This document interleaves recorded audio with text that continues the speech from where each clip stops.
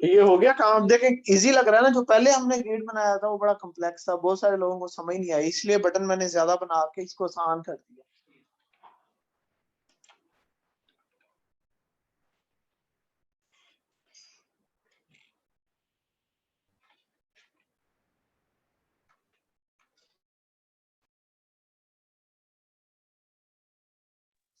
क्या चीज?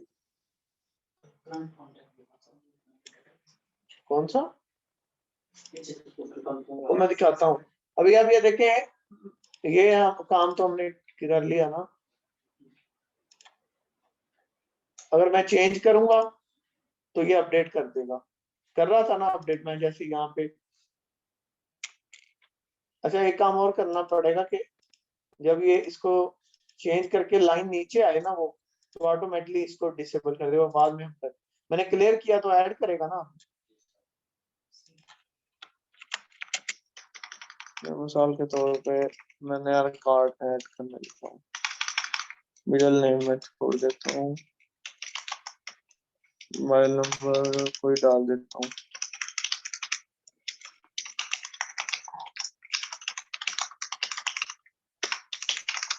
और सिटी।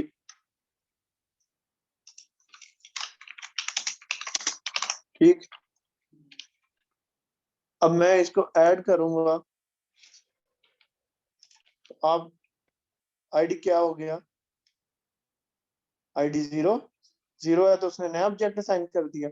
इसका मतलब है पहले तो इसमें तो कुछ था भी नहीं पहले, तो उसने उसको एम्प्टी कर दिया। वैल्यू डाल के जब उसने ऐड किया तो उसने नया ऑब्जेक्ट क्रिएट कर दिया।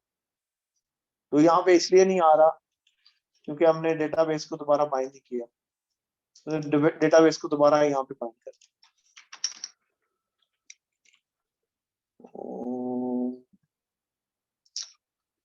एक काम करते हैं, इसी कोड को रीयूज करते हैं। ये कोड है ना जो डेटाबेस को बाइंड करता है। मैं इसको उठा के मैं एक फंक्शन ले जाता हूँ, इसको कहता हूँ बाइंड ग्रिड व्यू। ठीक है, यहाँ पे ले गया। यहाँ पे मैं इसको बाइंडिंग सोर्स।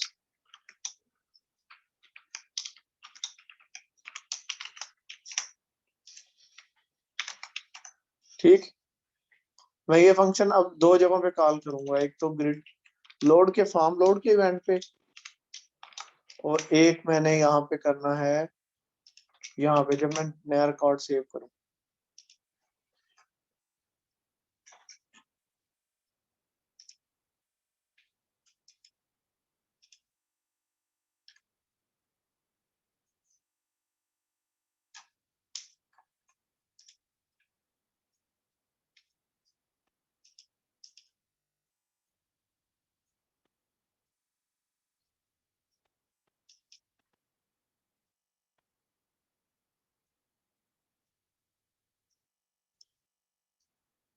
चलो सेव नहीं हुआ किसी तरह।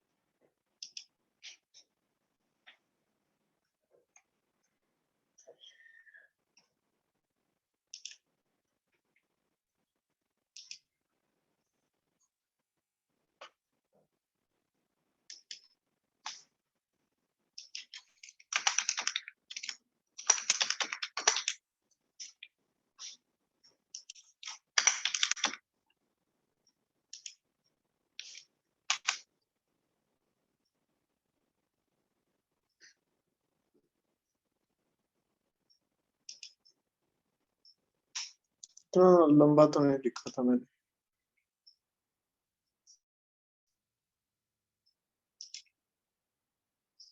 ऑब्जेक्ट रेफरेंस का मतलब ये है कि जब भी ऑब्जेक्ट रेफरेंस का एरर आए ना, और बहुत दफा आएगा आएगा आपको, जब आप एप्लीकेशन में आप जाएंगे प्रोफेशनल लाइफ में, तो बहुत सारी, उसका मतलब ये है कि वैल्यू जो है वो नल आ रही।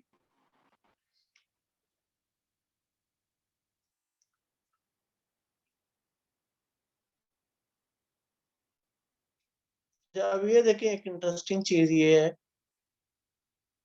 कि यहाँ पे 3 रिकॉर्ड आ रहे हैं मेरे पास, ऐसे ना।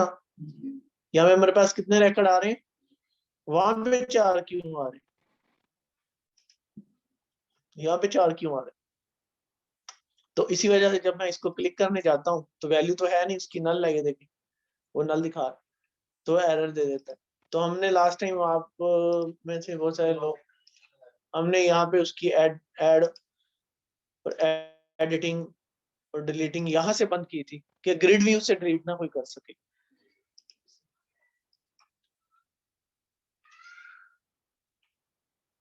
अभी पता चलता है क्या करते हैं।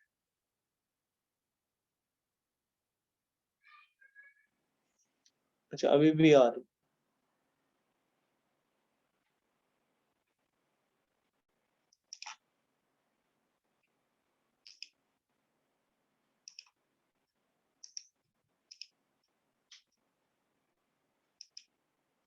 तो नल है अभी तो। अच्छा, यही शायद यही रो उठा रहे हैं,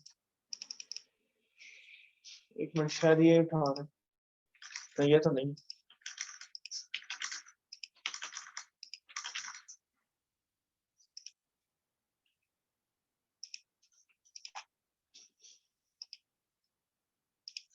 यहाँ पे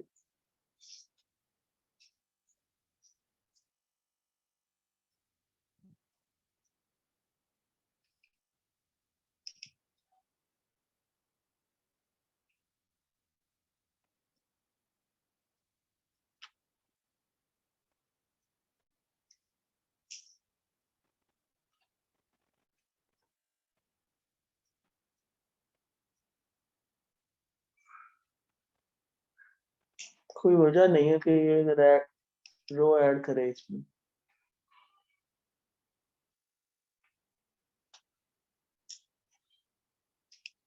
इसको क्लीन करते हैं।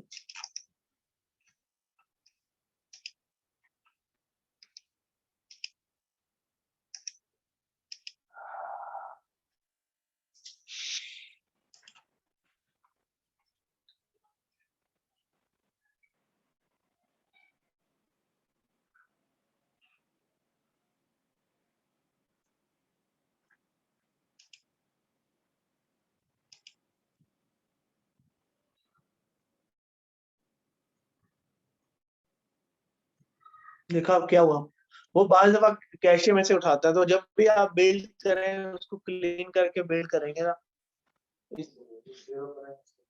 है।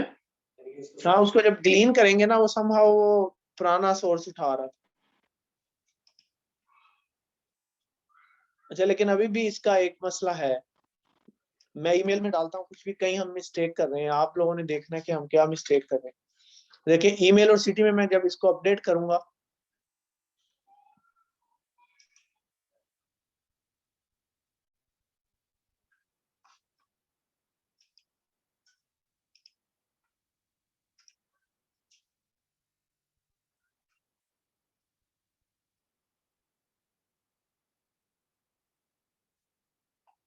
अपडेट क्यों नहीं कर रहा।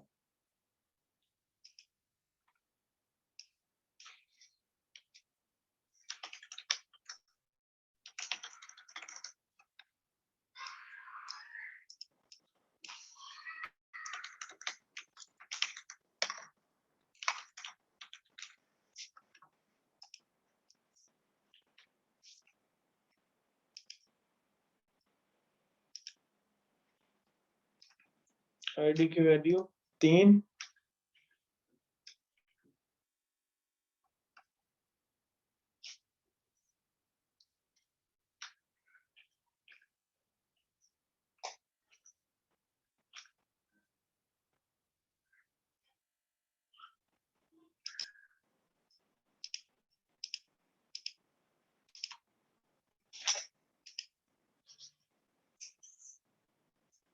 तो इसका मतलब एक और चीज ये है कि डेटाबेस में चेंज हो गई है, पहले हो जानी चाहिए,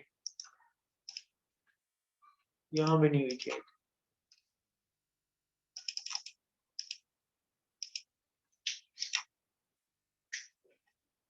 यहाँ इशू आ रहा है, ये ऐसे अपडेट नहीं होगा। ये मैं बताता हूँ कैसे अपडेट होगा।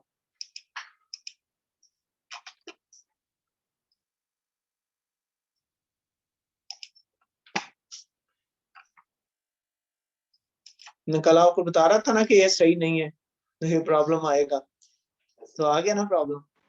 तो आप वही अगर काम कर रहा हो तो आप उस पे ये ना जाइएगा कि चलो काम कर रहा है, इसको जाने दें हम।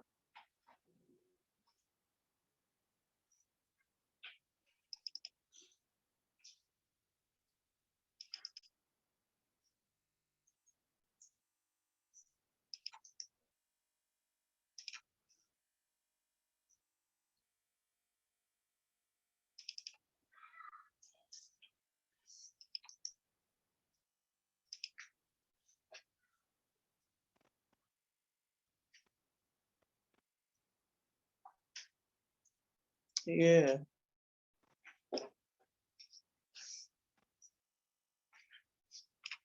अपडेट का कोड।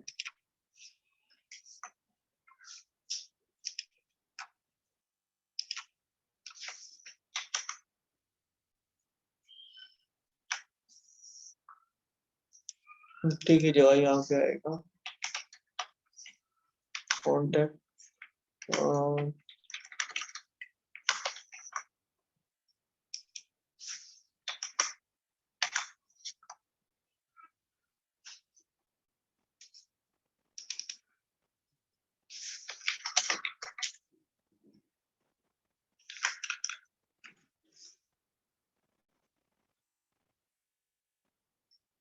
अच्छा, आप पता क्या करें, एक काम आप कर सकते हैं।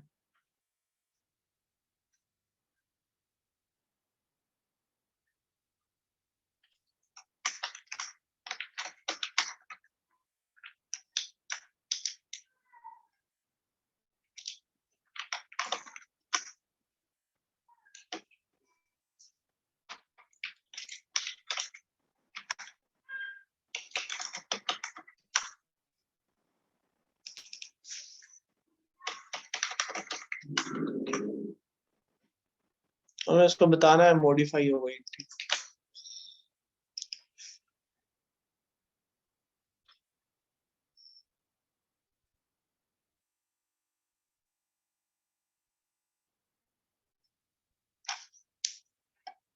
ये वाला भी आपको ऐसे ही रट्टा मारना पड़ेगा, अगर नहीं तो ये तो वन टाइम है, सिर्फ एक दफा। अभी तो मैंने यहाँ पे लिखा ना।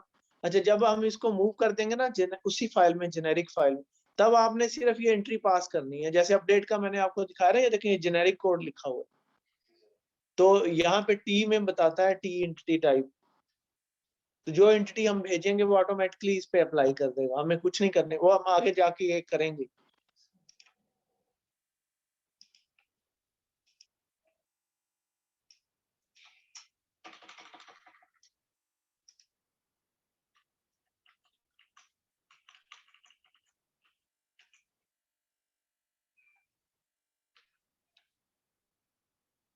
हमें गलती कर दी, अब सेव नहीं कराई, तो सेव भी तो कराना था। उसको ये तो बता दिया कि ये एंटिटी चेंज हुई है।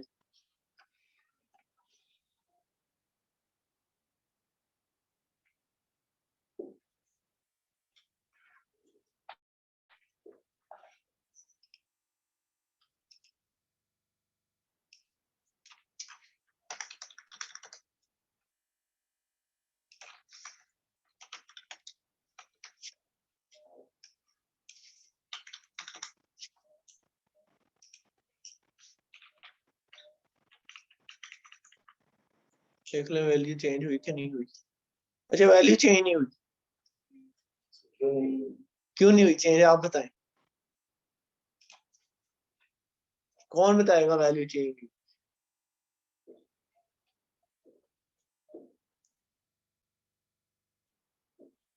कोड से देखें, कोड कोई मिस्टेक तो नहीं है।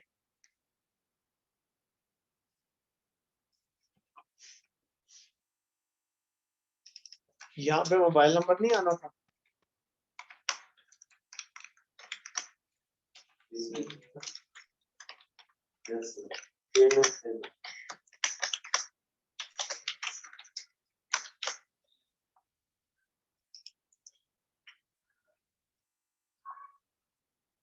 ये उससे आसान है, जो पहले हमने किया था ना वो बड़ा कम्प्लेक्स था, उसमें वैलिडेशन थी और बहुत कुछ था।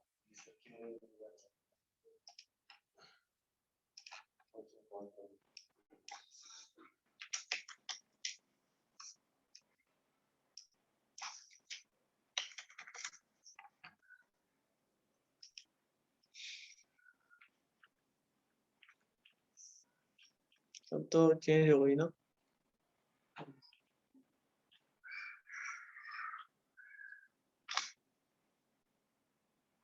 यहाँ पे आ गया, अब ये डेटाबेस से आ रहा है, अब ये वैल्यू डेटाबेस से आ रहा है। अगर देखिए वो इनेबल है, वो आपने बाद में आपने देख लेना कि जैसे ही हम अपडेट कर दें उसको तो इन सबको दोबारा से डिसेबल कर दें। मैं क्लियर करूंगा तो उसका मतलब है मैं नई एंट्री ऐड करने दूँ।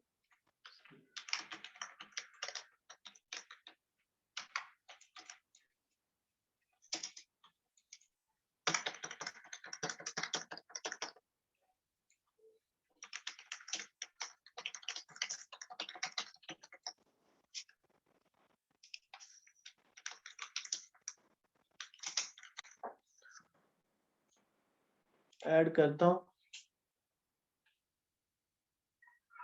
आईडी 0 है तो उसने नया ऑब्जेक्ट बना दिया। अच्छा ये प्रॉब्लम है, देखा क्या हुआ। अब ये वाली चीज यहाँ से निकले क्योंकि हम अपडेट नहीं कर रहे, तो ऐड कर रहे हैं। तो अब हमने यहाँ पे हमने लिखना है, इसको हमने करना है if id is greater than 0। जब id ग्रेटर देन 0 का होगा तो इसका मतलब ये है कि ये अपडेट ही है, हर सूरत अपडेट है, ऐसे ही ना। और एल्स में क्या होगा, एल्स का मतलब है कि ये हमें एंट्री ऐड करनी है। ये अगर मैंने आपको जैसे ये बताया था, ये डेटाबेस है, डेटाबेस का टेबल है। अभी बताया ना मैंने आपको कि टेबल को रिप्रेजेंट कर रहा है कॉन्टेक्ट इन्फो की क्लास, डीबी कॉन्टेक्ट डेटाबेस को एंट्री कर रही।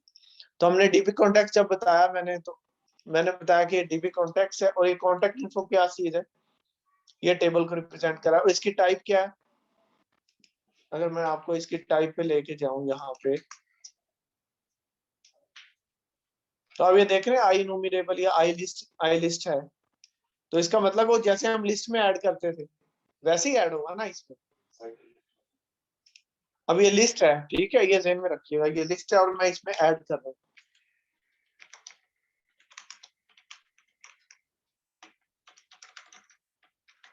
समझ आई, ऐड ऐड हमने कराया था ना लिस्ट में। तो लिस्ट हम कैसे लिस्ट में ऐड करते थे, ऐसे ही ऐड किया था ना हमने लिस्ट में शुरू में, जो आपको लिस्ट बताया था। तो ऐसे ही हमने लिस्ट में ऐड कर दिया। ये लिस्ट क्या है, ये डेटाबेस के टेबल्स का रिकॉर्ड है सारे।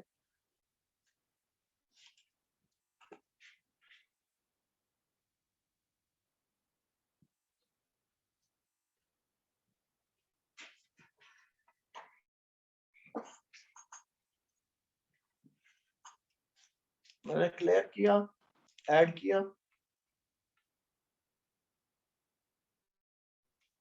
अच्छा एक वैलिडेशन शायद और लगानी पड़ी कि एम्प्टी ना हो टेक्स्ट बॉक्स।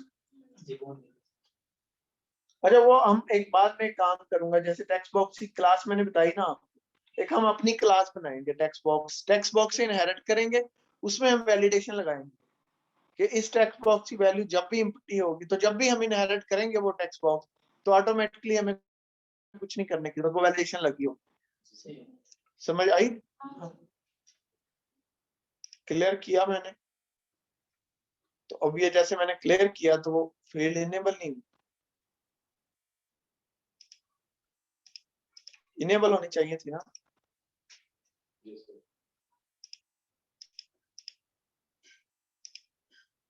देखते हैं क्यों नहीं इनेबल हुई।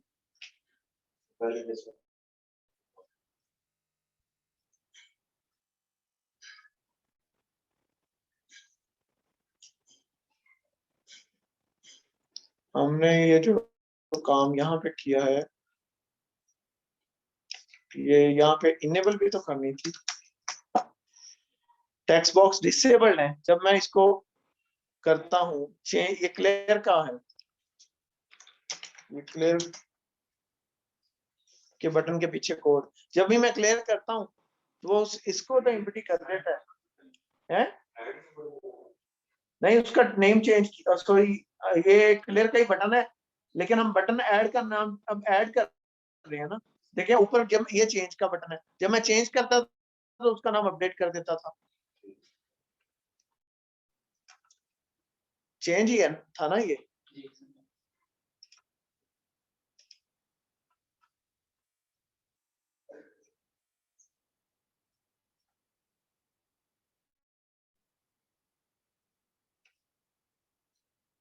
मैं क्लियर करूंगा, इनेबल हो गई वो रोज। अच्छा पहले क्या होता था, पहले मैं इसको इसको चेंज करके चेंज करता था और फिर क्लियर चेंज करता था, तो उसके बाद ये इनेबल होती थी। जैसे ये इनेबल है रो, अब मैं क्लियर करूंगा तो इनेबल ही रहेंगी ना। तो अब मैंने कोड लिख दिया कि जब भी मैं क्लियर करूं तो ये इनेबल हो जाए।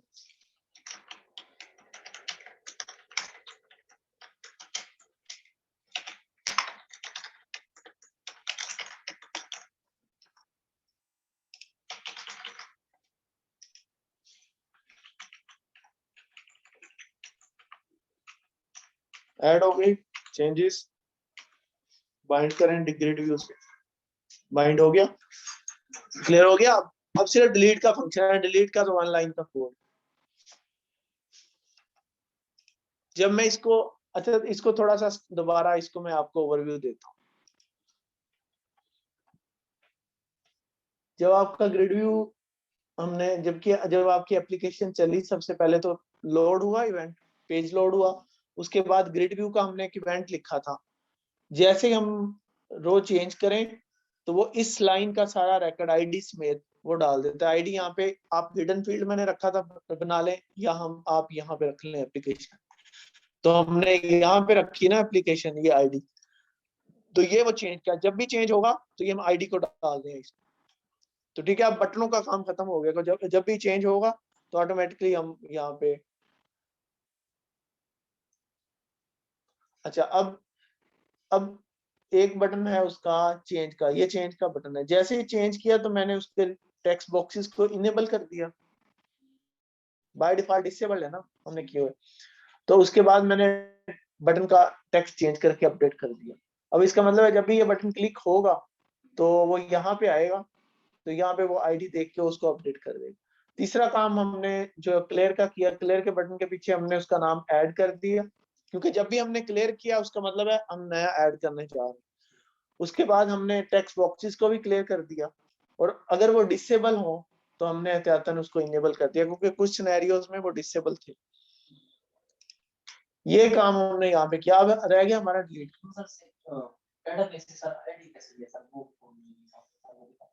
ये डेटाबेस से आ रहा है ना सारा, ये डेटाबेस से ही तो आ रहा है सारा, आईडी भी डेटाबेस से ही आ रहा है ना भाई। देखो डेटाबेस इसमें आ गया, उसके बाद हमने डेटा सोर्स में दे दिया, जब हमने डेटा सोर्स में दिया तो ग्रिड में आ गया, तो इसका मतलब ये है कि ये इसके पहले कॉलम में मेरे पास आईडी है। और ये है सिलेक्शन चेंज का, जब भी सिलेक्शन चेंज होगी ऑटोमेटिकली मैं आईडी में इसमें वैल्यू रखा देता हूँ। लेकिन जब हम ऐड करने जाते हैं तो वो अपडेट क्यों नहीं करता उसको, क्योंकि आईडी हमने इसमें रखवा दिया।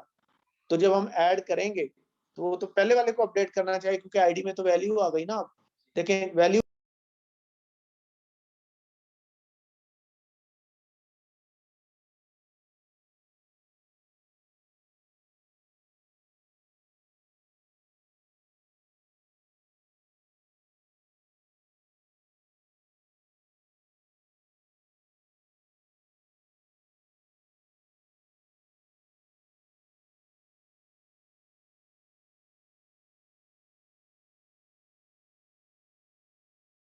पता है, लेकिन हम एहतियातन कंडीशन लगा देते हैं, if ID is greater than, अगर आईडी 0 से ज्यादा हो फिर डिलीट कर रहे हैं ना। ये कहानी तो सारी आपको पता है, ये वैसे ही। अब मैं यहाँ पे करूंगा, अच्छा अब पहले मैं आईडी गेट करूंगा, और से देखिएगा, ये वाला काम मैं करूंगा, ये वाला।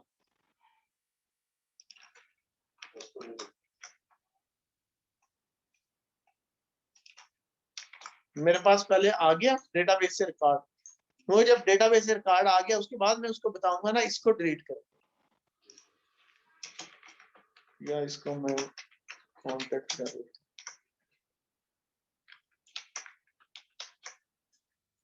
हो गया।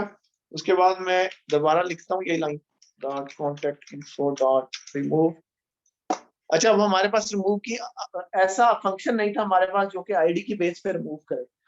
ठीक है, वो देख रहे हैं इसका पैरामीटर क्या है, वो कह रहा है भाई पूरा ऑब्जेक्ट दो मुझे, फिर मैं देखूंगा जाके, मैं सारी वैल्यू चेक करूंगा डेटाबेस में, फिर उसको उस रिकॉर्ड को डिलीट करूँ। लेकिन ये नीचे एक और फंक्शन भी है, वो भी बस वो बस कोई खास, लेकिन ये रिमूव का फंक्शन जो है ये डिलीट कर।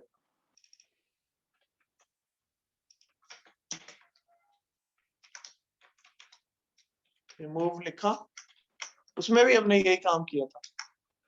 उसके बाद db context dot save changes. एक काम हमें और करना पड़ेगा, वो क्या है, वो क्या काम करना पड़ेगा,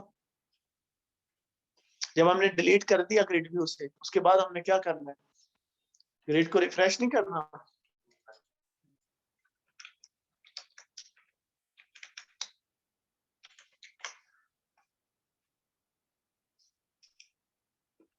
एक काम और भी करना पड़ेगा, तो मैं बताता हूँ आप।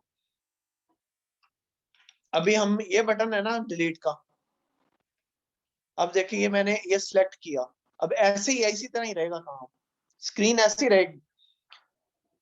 अब मैं थोड़ा सा आपको इधर लेके जाता हूँ, यहाँ पे स्क्रीन आपकी ऐसे खड़ी हुई है, मैं थोड़ा सा इसको इधर कर देता हूँ। अब आप देखें, अब मैंने डिलीट का बटन प्रेस किया, यहाँ आया वो, उसने देखा आईडी अब 0 से ज्यादा है, क्योंकि सिलेक्शन जैसे ही चेंज होगी हमें पता है कोई वैल्यू उसमें आ गई आईडी की, अनटिल अनलेस हम क्लियर ना करें।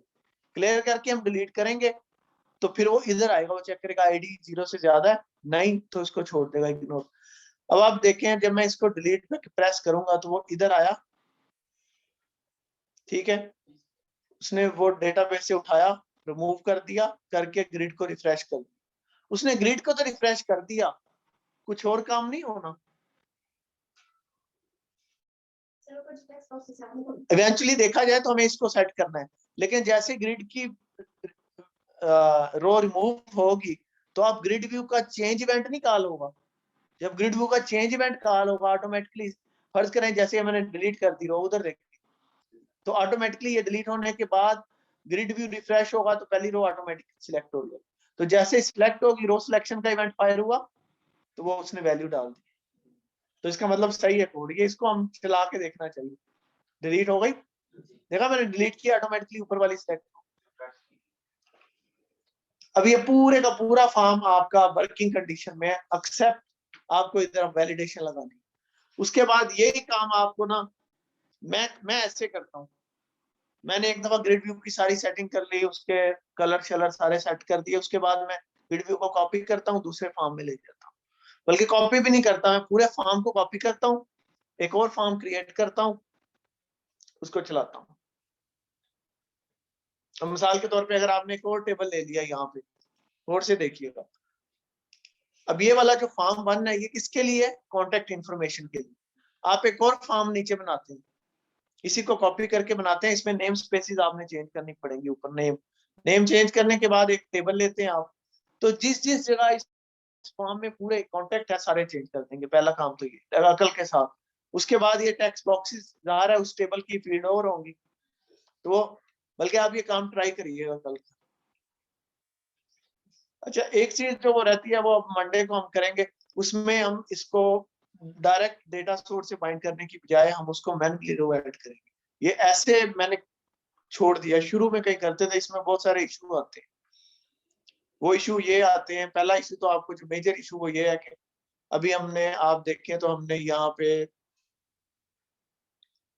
ये देखें, ये हार्ड कोडेड बोलते हैं हम इसको वैल्यूज, क्या आपने कॉलम बता दिया कि 0 कॉलम, हमेशा से 0 कॉलम उसको बता दिया आईडी है, लेकिन ऐसा पॉसिबल नहीं है। मैं जाता हूँ यहाँ पे, मैं कोई कॉलम ऐड कर देता हूँ, तो वो तो चेंज हो गए इंडेक्सेस सारे, वो तो इंडेक्सेस चेंज हो गए ना सारे, तो मैंने एक कॉलम यहाँ पे ऐड कर दिया, लेकिन उसको मैंने कह दिया कॉलो ऑटो जनरेट करे डेटाबेस, तो जब चलाएगा तो डेटाबेस से कॉलम ऑटो जनरेट तो कर देगा, लेकिन उसका जो पहला कॉलम होगा वो फिर 1 होगा, क्योंकि हमारे पास पहला कॉलम 0 इंडेक्स पे पड़ा हो।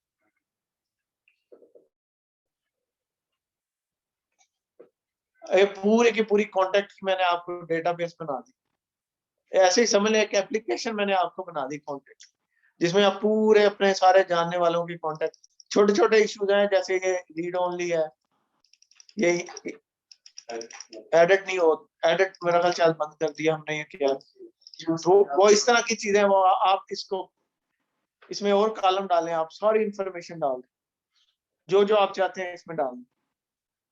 तो अब इसमें ऐड भी हो रहा है, क्लियर भी हो रहा है, चेंज भी हो रहा है, डिलीट भी हो रहा है, सिर्फ यहाँ पे वैलिडेशन लगानी है आप।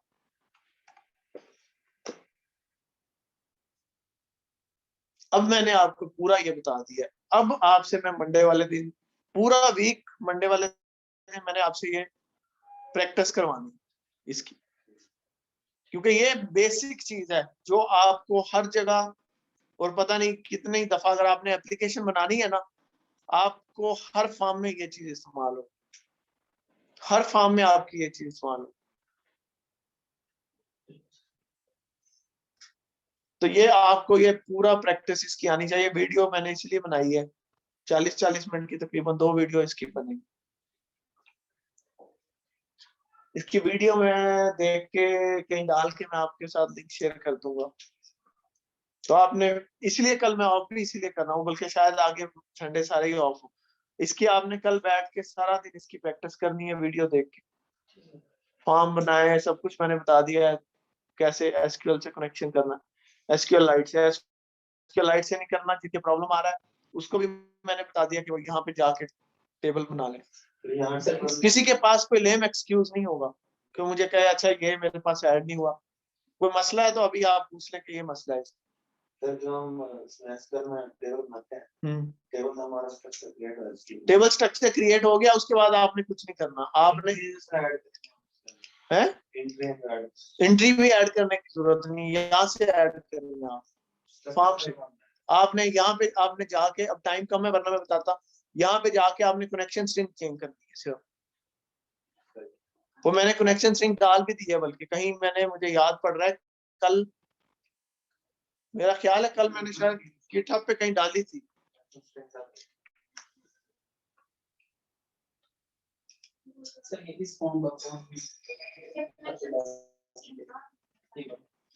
क्या चीज? मैंने यहाँ पे शायद डाल, नहीं वो दूसरा था।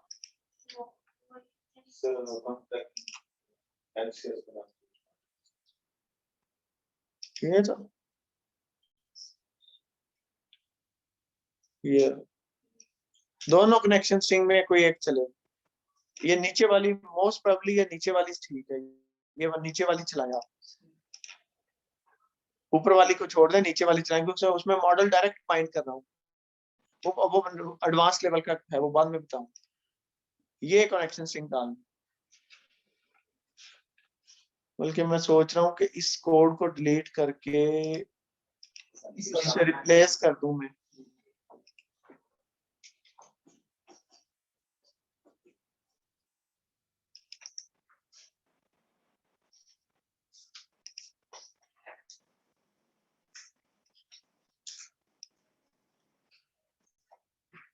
ये कोड है ना,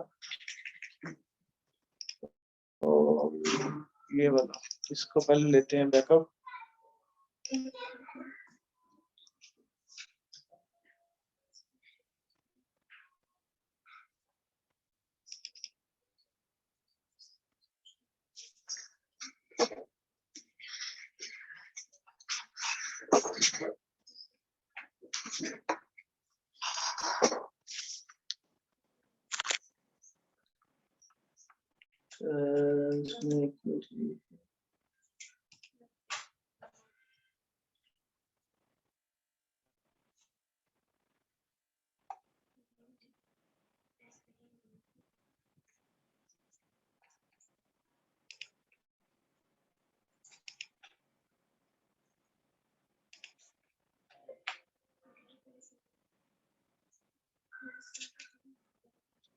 ये डिलीट होगा, ये होगा, डिलीट, ये होगा, ये हो, ये फाइल्स होंगी ना, यहाँ पे मैं पेस्ट कर देता हूँ।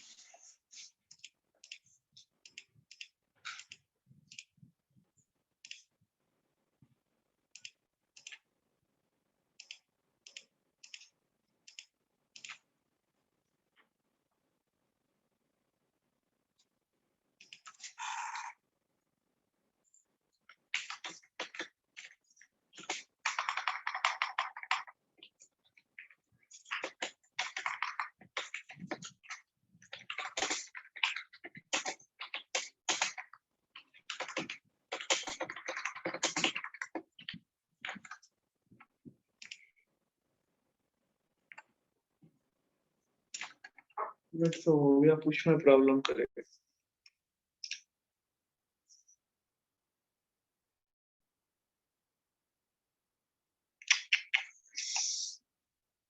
पहले पुल करो।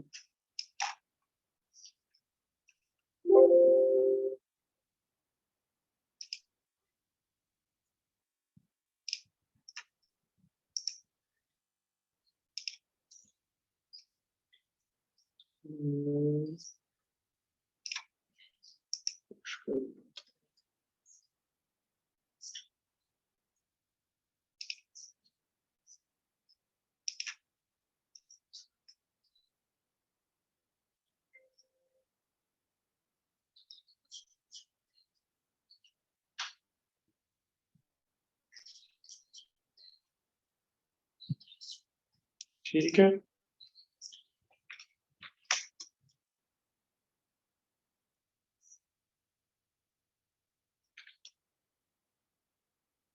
डेटाबेस वाला भी हो रहा है।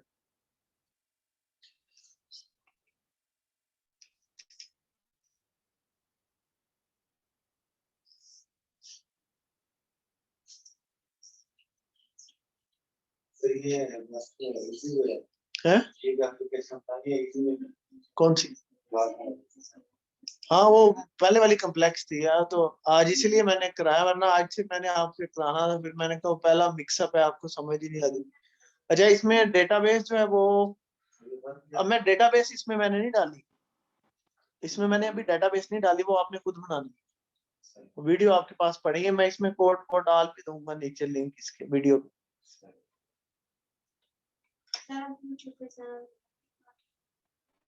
टाइम ही नहीं मेरे पास, 4 यूट्यूब के चैनल शायद बने इस वक्त।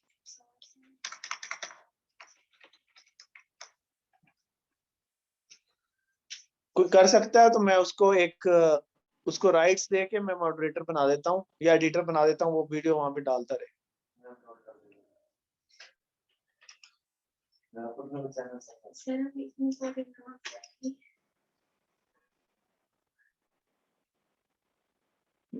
यहाँ पे चैनल, मेरे पास अकाउंट भी मेरे जीमेल के पता नहीं कितने बने हुए।